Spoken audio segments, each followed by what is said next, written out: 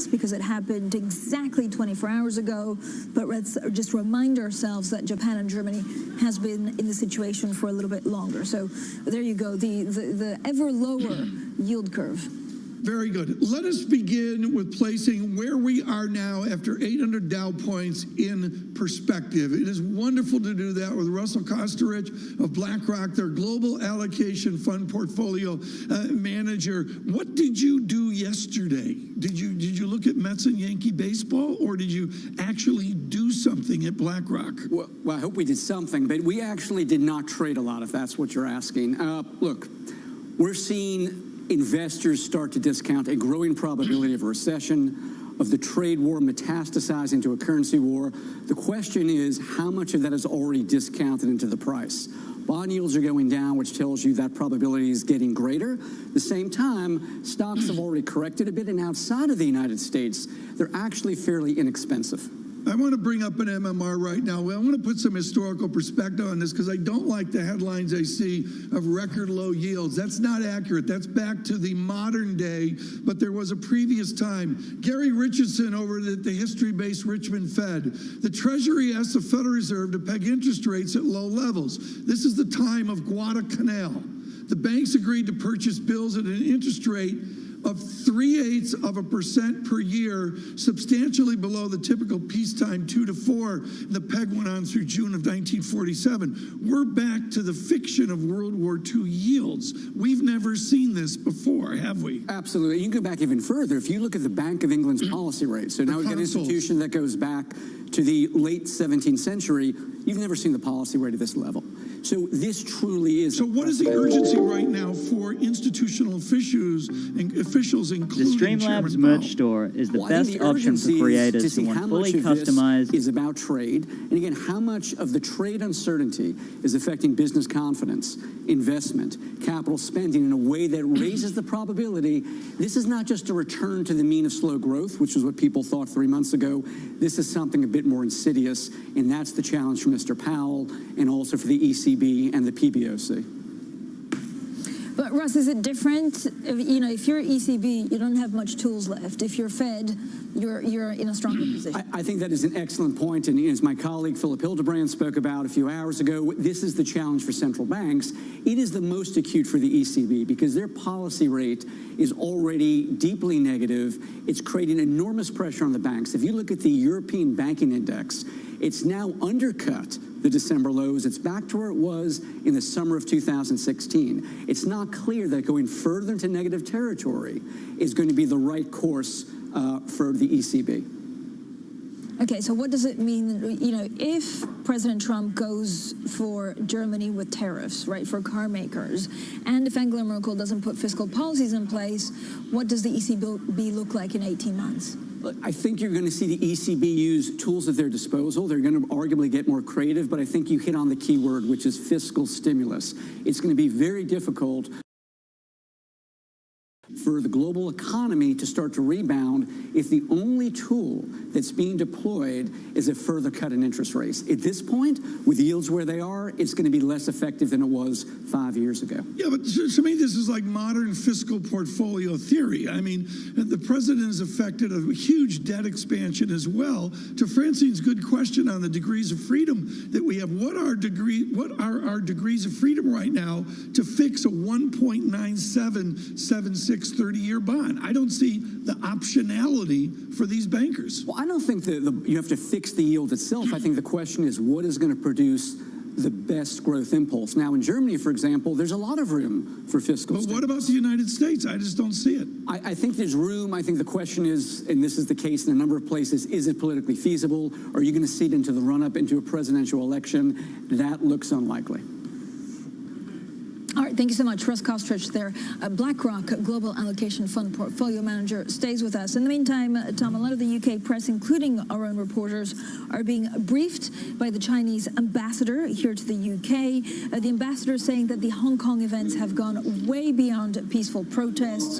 He says that Hong Kong has faced the gravest situation since the handover. Of course, today we also saw Hong Kong having to decline or, reduce their forecast forecast for growth, and this could also have an impact on possible IPOs. We'll have plenty more from Hong Kong. This is Bloomberg. Government is governing Hong Kong in accordance with law and support the Hong Kong police in strict and rigorous enforcement.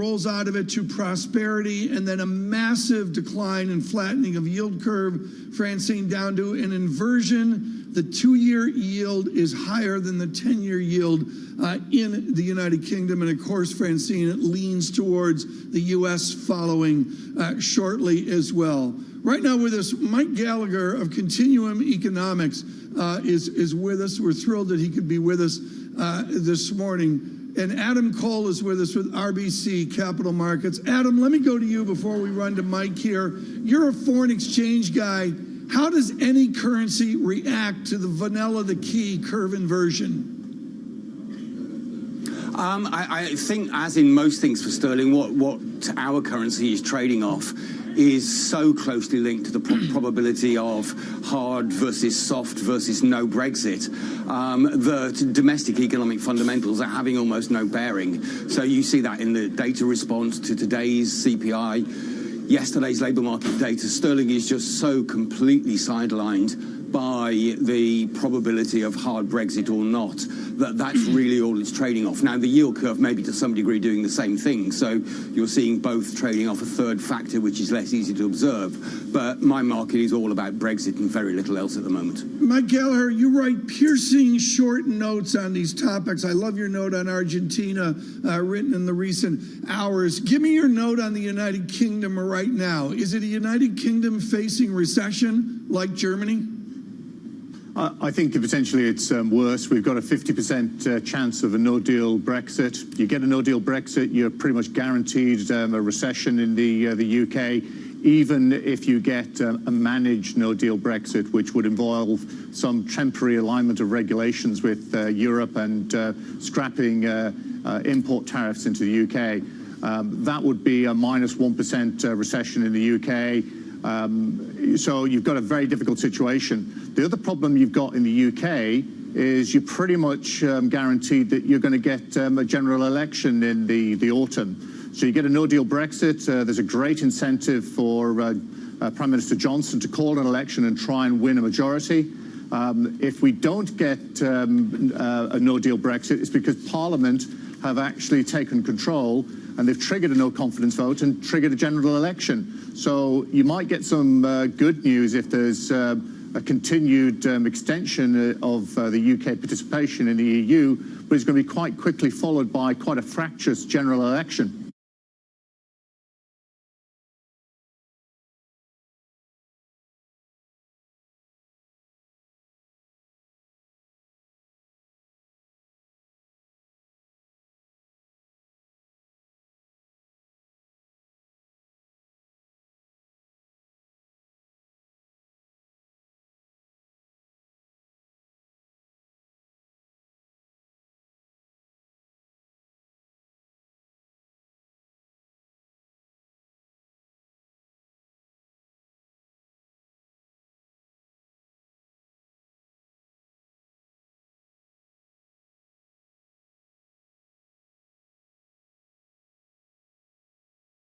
Got a solution to a big problem? One that will help build a better world?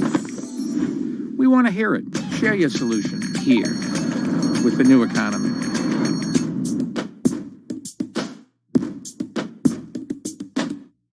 Let's talk about the yen. Well, it was quite a dramatic move. For 1.4%, weaker against the US. That's the biggest move since March of 2018. Has the yen found a floor now, or is that dependent on the next tweet? I think it does depend on that next tweet. Yeah, it does seem like 105 does seem to be a bit of a floor now, and we have had that decent rally in dollar yen. It does really depend on how the market takes this move over the next few sessions. If it is just a blip higher and really sort of investor sentiment does stay to the downside, then I think it's probably just going to be, for a currency perspective, give us better levels to sell dollar yen and to look to buy yen, probably for medium-term moves in the future. If we do take this as a real positive move, and it's probably more the fact that talks are reopening between the US and China, maybe even more so than the tariffs delay, I think then we could see an extended rally in dollar yen, and we could see yen retreat not just against the dollar but across the cross currencies as well. Yeah, prior to this development, there was some speculation and discussion going on that, oh, maybe Japan's government pension fund might get involved in a bit of stealth intervention, or the BOJ might start jawboning. Do you think that was a credible bit of speculation, and has that now retreated? I don't think there's any smoke without fire, but I think it's probably a little bit further off than we thought. If we did see some dramatic moves further, if we did break that 105 level and look to head all the way down to 100, then maybe we would see some sort of smoothing action from one of the entities in Tokyo.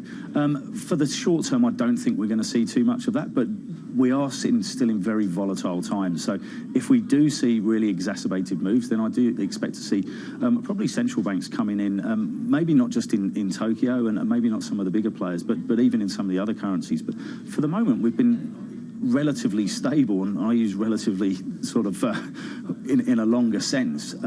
If we do see some really sharp moves, then we could see some smoothing action. Nick, as we see this flight to safety, is it then safe to assume that as we continue to see volatility and uncertainty and more idiosyncratic headlines like Argentina elections, like Hong Kong protests, that money will flow out of emerging market currencies? Yes, hi, Sherry. I think you're right. I think if we take out the move last night with regard to the tariffs and with regard to the talks, there's still a lot of, I suppose, fear in the market, and especially emerging markets. Argentina, obviously, a fantastic example, and not in a good way over the weekend. But I think that's the issue that we do face in that emerging market space, that there could be investors taking the opportunity of any rallies to then get out of some of those emerging market currencies, and that could lead to an even stronger flight to safety. And where does sterling stand in all of this dynamic? Because we saw significant pressure on the British pound, and right now very close to that psychological 1.2 level at the moment. Yeah, I think obviously 1.2 is a key psych level. It wouldn't surprise me if we see that break lower. There doesn't seem to be any consistency as usual coming out of the UK with regard to this Brexit situation. Until we get some clarity on what's going on, and until this bickering between the politicians comes to some sort of an agreement, and that doesn't look likely at all, I think we're going to continue to see pressure on sterling. If a plan can get put in place, if we do get some solid ideas from the new government, then maybe there's room for a relief rally, and that could be a very strong relief rally in sterling, because you'd think, and with regard to what we were just talking about with EM currencies, if the UK looks to get its act together, then there would be a large flow of money back into that sort of sterling trade. At the moment, and while we've got this uncertainty hanging over it, I think there's more downside for sterling.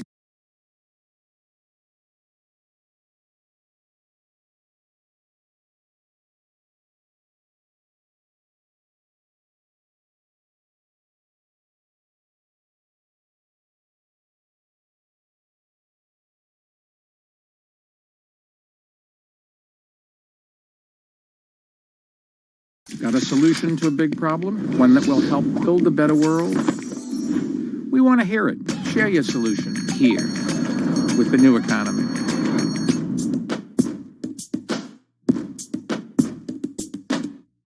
I'll put back up that 30-year yield curve, because we look at that because people say that may be indicating something about a possible recession. Recessions come from policy mistakes, we've always heard. President Trump tweeting today the policy mistake with Jay Powell's, it was last December when he went up 25 basis points. Was that decision enough to cause what we're seeing today? It's a complicated issue, David. So let's break it down into three things. One is last December, the Fed made two mistakes. It raised when it shouldn't have raised, and second, it communicated badly. Remember that autopilot approach to balance sheet reduction that was reiterated? So that was a mistake, and I think most people agree. Second, let's fast forward to today. What's happening today is broader than just the Fed. It's about global economic weakening. It reflects not just what the Fed maldiagnosed last December, which is rapid weakening in Europe, but also China and the rest of Asia is decelerating very quickly. And that is a major driver of what's going on. Third, and the Fed has lost credibility in the last 9 months. It had to do a massive U-turn. And the market is both holding the Fed hostage, asking for more and more, and at the same time, not believing that the Fed can make much difference. So you no longer have anything anchoring the markets. You no longer have the Fed's ability to repress financial volatility, which leads to the third issue, what next?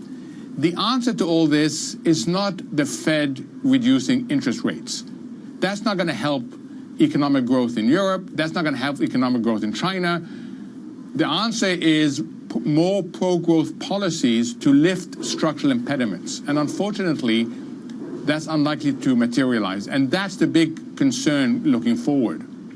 And that has been something you've been talking about for some time, including in your book, actually, about the need for real fiscal investment in things like infrastructure as well as reform. Let's also talk about trade, though. To what extent is that deceleration you observe around the globe, is that because of trade? Because if you look at trade growth overall, it's been in the negatives. It's been actually declining overall size of trade flows for several years now. Oh, absolutely. And you see that in economies most open or most sensitive to trade. There's a reason why Germany went into contraction. There's a reason why Singapore yesterday revised down sharply its growth prospects. These are open economies, and the trading environment has deteriorated. And that reflects a few things. One is trade policy uncertainty. Two is we have a broader deglobalization theme going on. It is being driven by politics, and politics are influencing economic and market outcomes much more than they have in the past. And three is that it's a self-feeding process, David. If your economy weakens because of lower trade, you import less and you weaken someone else's economy in the process. So absolutely, weakening trade is a big issue. Fortunately, the U.S. is more closed than other economies, so that's why the U.S. economy continues to outperform others. So if that is right, how much of the current problem could be relieved if, in fact, we could reach a resolution with China, United States and China on trade? How much of the pressure would go away? So at the margin, it would help, but it doesn't deal with the deeper impediments to growth. It's a general malaise in both China and Germany and Europe. these are structural impediments to growth. The fact that there's been no pro-growth policy to speak of in Europe because the 5 major economies are all distracted right now. Britain by Brexit, Italy and Spain by upcoming elections, Germany by a major transition at the very top, and the 5th economy is France, where President Macron's reform efforts are being challenged by protests. So you have the 5 major economies distracted, they're not doing much on pro-growth, and the structural impediments are real. So, Mohammed, how worried should we be? How worried are you about a recession? And I'll put a graph up for the New York Fed. They're showing now the likelihood greater than 30%. It's the highest it's been since 2007. In fact, since 1967, every time that number's gone over 30%, we have had a recession. How worried should we be? So first, I've been warning about recession in Europe for months, and there I'm really worried. I think Europe is approaching stall speed, in which growth of just under 1% isn't enough, and they've got to be very careful. Here, it's hard to trigger a recession based on how strong the household sector is. So if you get a recession, it's because of one of 3 things. One is a self-fulfilling issue. We worry about the inversion of the curve. We don't realize it has to do with distortions, particularly coming from Europe and policy.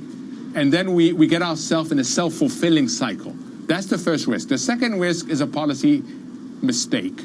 And the third risk is a market accident. So these are risk factors. It's not the baseline. The baseline doesn't suggest recession, but these risk factors, keep an eye on them because they're becoming more important.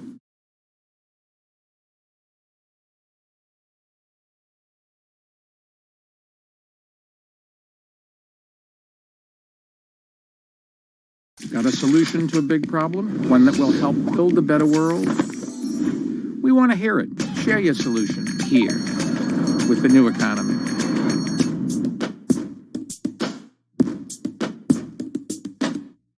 You mentioned to me a very early day for you this morning. How's it been? A fortnight, I think most people would want to forget, really. Yeah. I think the catalyst for yesterday's price action was really just that inversion, and I think that would have forced a lot of selling of materials, industrials, as people would have taken that as a signal that we're going to go for a much deeper contraction in manufacturing. But by and large, the problem in the system at the moment is that risk aversion is very high.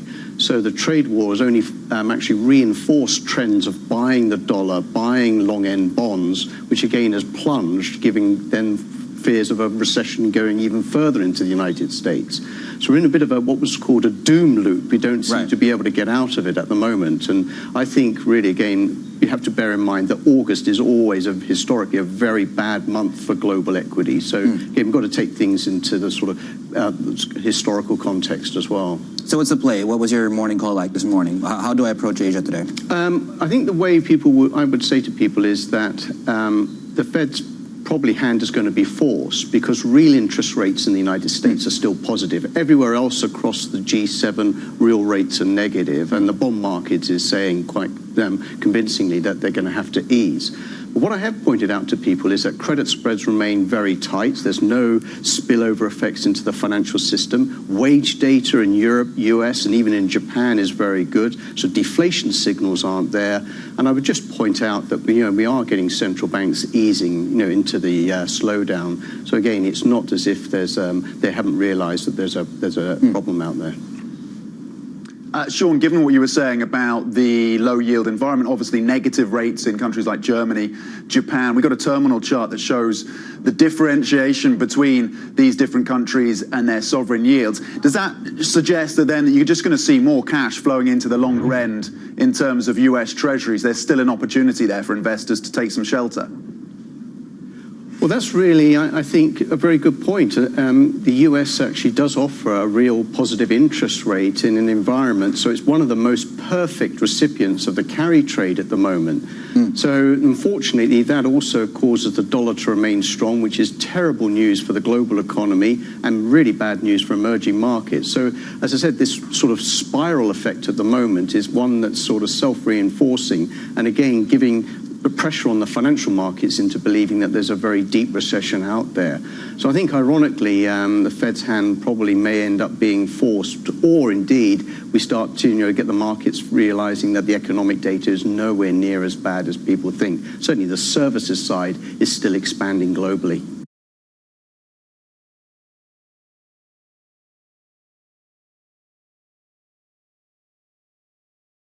With Grammarly, you can find really good, no, perfect words that make your writing sharp, or explicit, or excellent, or distinctive. So your message connects. Grammarly, helping you connect. Go to Grammarly.com.